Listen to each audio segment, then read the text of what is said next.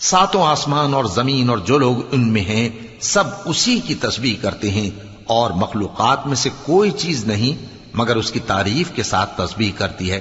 لیکن تم ان کی تسبیح کو نہیں سمجھتے۔ بے شک وہ بردبار ہے، غفار ہے۔ اور اے نبی،